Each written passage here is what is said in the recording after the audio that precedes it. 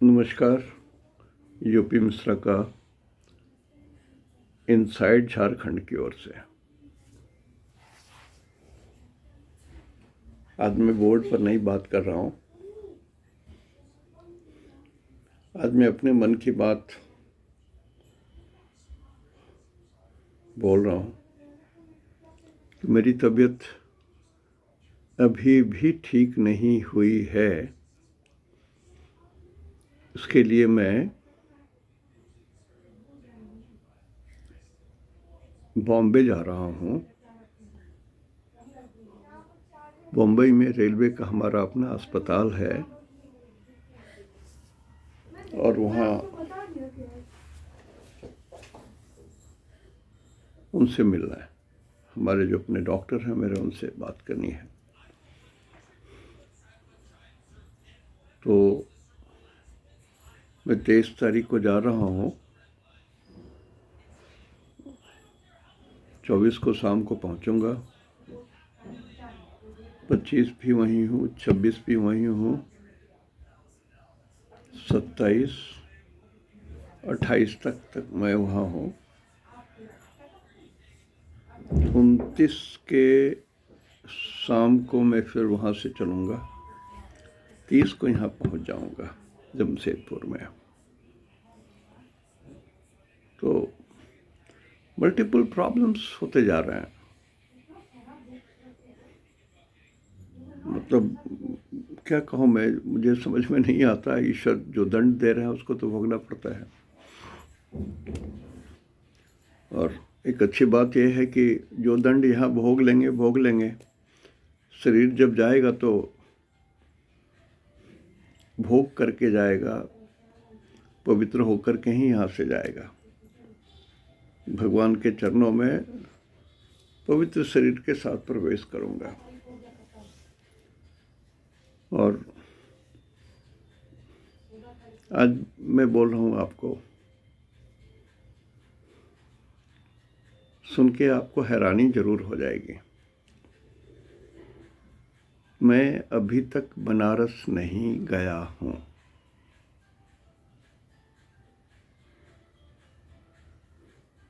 उधर कुछ दिनों तक तो बाबा से झगड़ा ही था।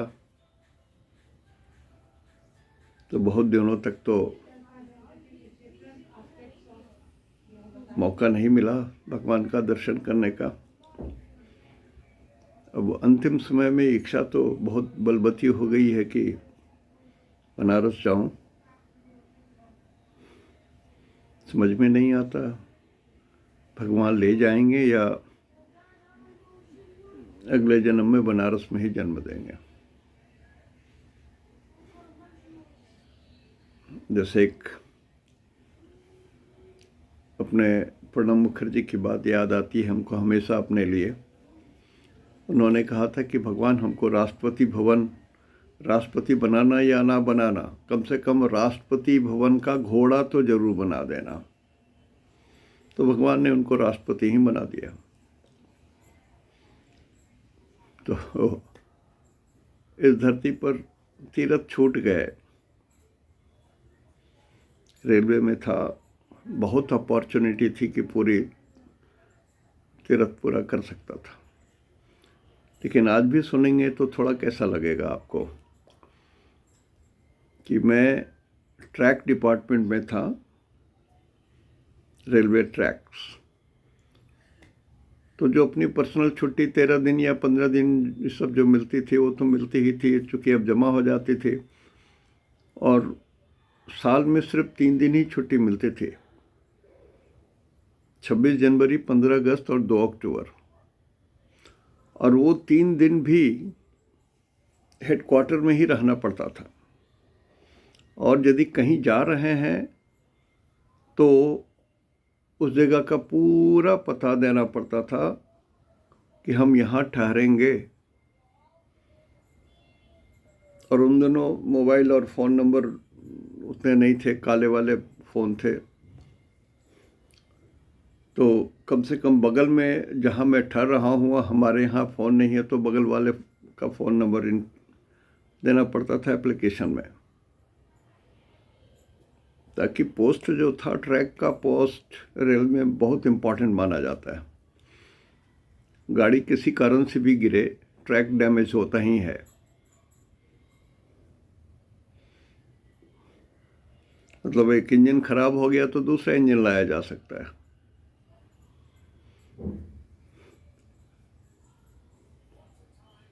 या कुछ भी है तो उसके बदले में सब्स्टिट्यूट है। लेकिन ट्रैक खराब हो गए तो ट्रैक का सब्स्टिट्यूट नहीं है, ट्रैक को ही रिपेयर करना पड़ता था। तो साल में 3 छुट्टी, और छुट्टी भी अवेल करने को मौका नहीं मिलता था। कभी मिला मौका तो बहुत खुश होते थे। सो वॉज द रिस्पॉन्सिबिलिटी, इतनी कड़ी रिस्पॉन्सिबिलिटी। मैं किसी को भी बोलता था तो बोलते थे अजीब आदमी है, तुम दुनिया से परे हो क्या, 3 ही दिन छुट्टी मिलती है। लेकिन उस ज़माने की बात है, कुछ रिस्पॉन्सिबिलिटी के साथ भी और भी स्थिति के कारण ये सारी परिस्थितियाँ बनी हुई थी, तो घूम नहीं सका। यहाँ तक कि जगन्नाथ प्रभु पुरी भी जाने का मौका नहीं मिला, जबकि हमारी पोस्टिंग 1.5 महीने के लिए हो गई थी वहाँ दरबार में, फिर भी नहीं जा सका।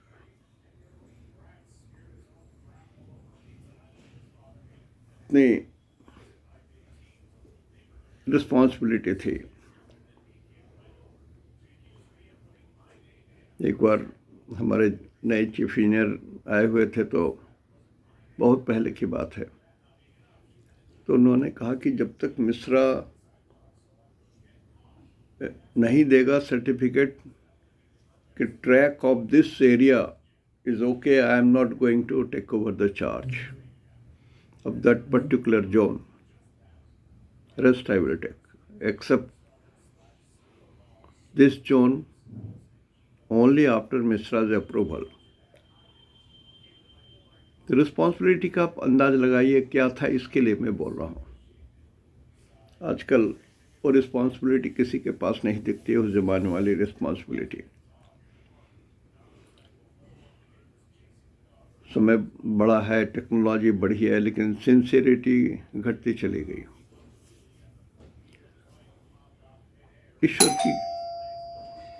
ईश्वर की एक कृपा रही, और वो बड़ी कृपा रही कि ईश्वर ने अपने साथ मुझे रखा। Sorry everyone. उसको हटाइए ना वहाँ से तकिया। आइए यहाँ रखो ना। We'll have to cancel the video. एक मिनट मैं बात कर लूँ सर।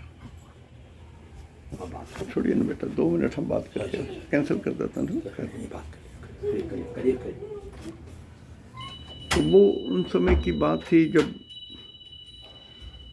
रिस्पॉन्सिबिलिटी इतनी अधिक थी, फिर भी कुछ नहीं कर सका। जब मैं रिटायर कर गया तभी जगन्नाथ प्रभु के पास जा पाया,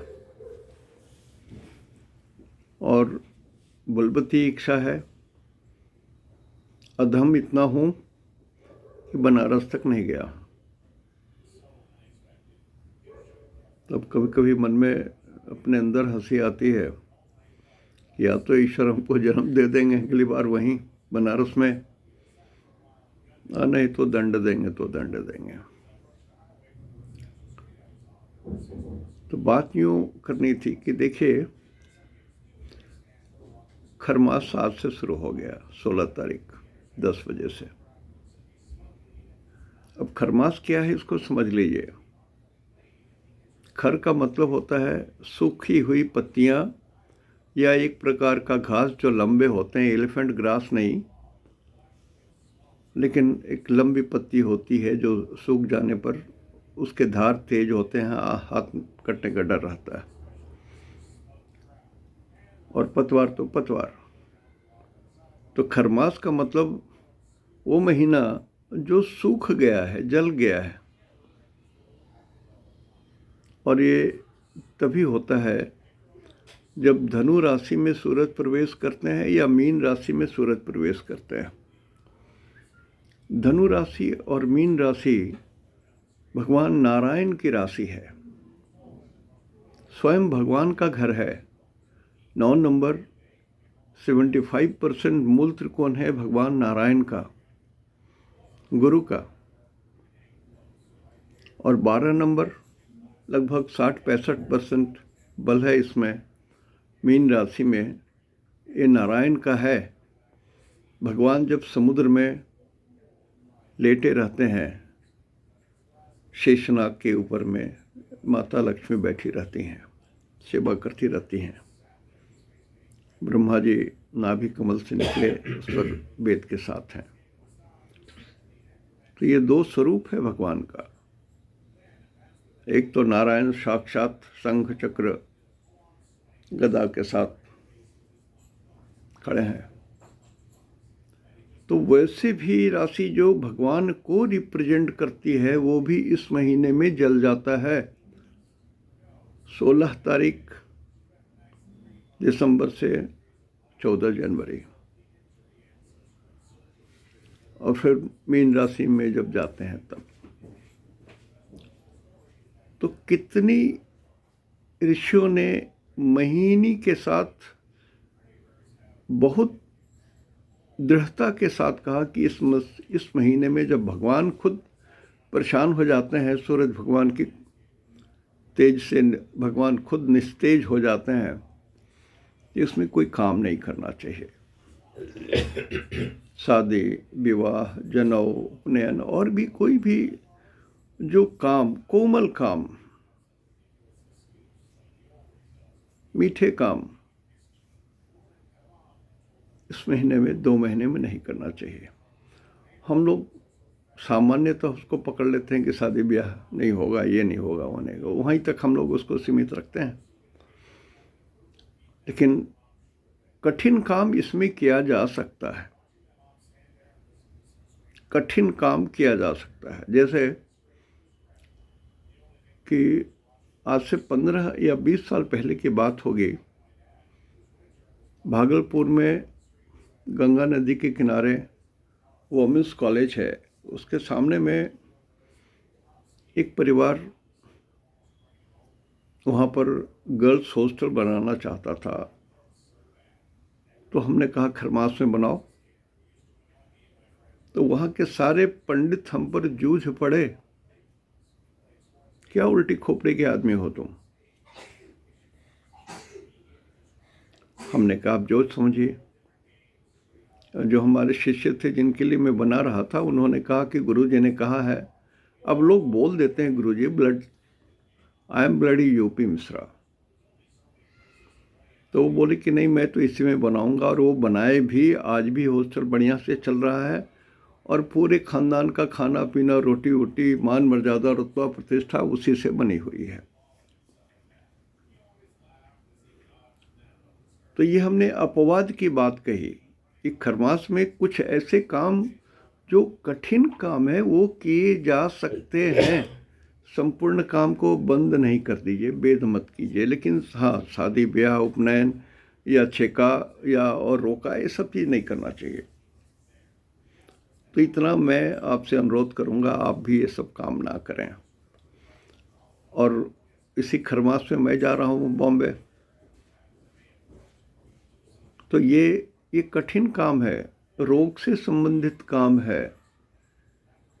इसलिए मैं इस काम को इस खरमास में भी करने की बात हमने सोच ली। मेरा ये आजमाया हुआ चीज़ है, इसलिए मैं बोल रहा हूँ। नहीं तो मैं आधुनिक पंडित जी लोगों के खिलाफ में बोल रहा हूँ तो मेरी तो दुर्गति हो जाएगी। तो जो ये लोग बोलते हैं उनकी बात मान लीजिए। लेकिन मैं आपको सिर्फ इसलिए बोला कि यदि कुछ ऐसे आवश्यक काम हो, जैसे किसी को ऑपरेशन कराना हो, डॉक्टर साहब ने कहा कि ऑपरेशन कराना, तो करवा लीजिए। मत रुकिए कि ठीक है 1 महीना के बाद, सर 1 महीने के बाद करवा लूँगा। आप करवा सकते हैं। एक कठिन काम है, दिस इज़ पॉसिबल। इसके लिए खरमास बाधक नहीं होगा। तो ऐसे भी जो इसी संबंधी तत्संबंधी जितने वर्क होंगे आप उसको समझिए। और जिन लोगों का मैं अपने पास कुछ रखा हूँ कुंडली बनाने के लिए, कुंडली लगभग जितने मेरे पास पड़ा हुआ है 80% मैं बना चुका हूँ। बोल नहीं पा रहा हूँ इसलिए कि जो हार्पिस हुआ उसके कारण इतनी बेचैनी है। मैं आपसे अभी बात कर रहा हूँ, जलन है, यहाँ जलन है, यहाँ जलन है, सब जगह में जलन है। तो एकाग्रता नहीं है, इसलिए बोर्ड पर कुछ नहीं बता रहा हूँ। लेकिन खरमास के विषय में कुछ भ्रांतियाँ हैं, उसको दूर करने के लिए इसकी आवश्यकता है। एक बात। दूसरी बात ये बताना चाहता था कि परसों की बात है कि एक महिला हमको फ़ोन करके बोल रही थी कि अश्विनी नक्षत्र में जन्म हुआ है, तो घात चक्र में मघा नक्षत्र जो है वो वर्जित है। तो क्या उस मघा नक्षत्र के अक्षर को, 4 अक्षर जो रिप्रेजेंट करते हैं, उसमें अपने बच्चे का नाम रख सकता हूँ क्या? तो मैंने कहा नहीं रखिए। अब उनको कहीं कुछ ऐसी मजबूरी रही होगी, हमको मालूम नहीं, लेकिन वो बार बार मेरे मना करने के बाद भी फ़ोन करती रही। इतनी फ़ोन की कि मैं परेशान हो गया। आखिर में फ़ोन उठा के कहा कि बोलिए क्या है। तो नहीं, जिस चरण में जन्म हुआ है उसी चरण को छोड़ करके दूसरे चरण का नाम रख सकता हूँ। हमने कहा कि बच्चा आपका, वो मरे जिए उसकी चिंता आपको, मुझे नहीं है। आपकी जो इच्छा है कर लो। थोड़ा नाराज स्वर में ही मैंने कहा। तब उन्होंने कहा कि गुरुजी आप नाराज हो गए। हम कहा क्यों बेवकूफ़ के ऐसा क्यों बात कर रही हो? तुम कुंडली जानती हो तभी तुम इस तरह से बात कर भी रही हो। तो बोला कि नहीं गलती हो गई गुरुजी, अब फ़ोन नहीं करेंगे। तो इस तरह की भी घात चक्र जरूर देखिए। 95% एस्ट्रोलॉजर्स यूज नहीं करते हैं। घात चक्र में जो तिथि वर्जित है उसको उपयोग नहीं कीजिए। जो वार है उसको यूज मत कीजिए। सो जैसा है उसी तरह से ईश्वर का नाम लेकर के दिन व्यतीत कीजिए। जो नक्षत्र दिया हुआ है उसको वर्जित रखिए। यदि वो नक्षत्र आपके कुंडली में साधक तारा में भी पड़ता हो तब भी उसको वर्जित कीजिए। एक दिन मैं पूरा 40 मिनट इसी पर बात किया था, बताया था। पुराना वीडियो खोजिएगा तो मिल जाएगा। लगभग 800 वीडियो मेरे हैं। तो ये खरमास पीरियड में थोड़ी सी ईश्वर की आराधना करनी चाहिए। नवग्रह का पाठ कीजिए, कुलदेवता का पाठ कीजिए, उनके मंत्र का, कुलदेवता या कुलदेवी। और आपके जो इष्ट देवता हैं, मैं 3 बोल रहा हूँ, इष्ट देवता, कुलदेवता या कुलदेवी और नवग्रह का पाठ। ये 3 पाठ जरूर कीजिए। चाहे आपको कितना भी कष्ट हुआ है फिर भी यही 3 काम देंगे। अच्छा हो रहा है तो भी यदि ये पढ़ेंगे तो आपकी जो अच्छाई है जो भगवान दे रहे हैं वो दुगुना तिगुना भी हो सकता है, मिटेगा नहीं। जो देना है वो भी भगवान बंद नहीं करेंगे और जो दुख भोगना है वो भी भगवान चेंज नहीं करेंगे, घटेगा। इतना है 100 पैसा है तो घट करके इतना 25 पैसा तक आ सकता है, मिटेगा नहीं। शरीर है, भोगना पड़ता है। तो आज इतनी ही बात बोलनी थी। और मेरा प्रोग्राम बॉम्बे का है। मैं रेलवे रेस्ट हाउस में ठहरूंगा, वीटी में ही सकता है ठहरूंगा। तो मिलिएगा नहीं, आकर के मिलने की ज़रूरत नहीं है लोगों को। मैं यहाँ जमशेदपुर में नहीं हूँ, इसलिए हो सकता है 4-6 दिन या 10 दिन के लिए मैं आपके कुंडली का कोई विश्लेषण नहीं करूँगा, माफ़ी मांग रहा हूँ। जिनका पड़ा हुआ है सर आपके पैसे मेरे ऊपर है तो मैं आपका कर्जदार हूँ। कर्जदार होकर मैं नहीं मरूँगा। मैं आपका पूरा जो लिया हूँ जिम्मेवारी, मेरी जिम्मेवारी है, ईश्वर की जिम्मेवारी है। I read the language of God for you. तो करके जाऊंगा, नाराज मत होइएगा, इसके लिए मैंने कहा। आज यहीं तक, फिर दोबारा मिलने तक के लिए मेरा प्रणाम लीजिए आप। जय गणेश।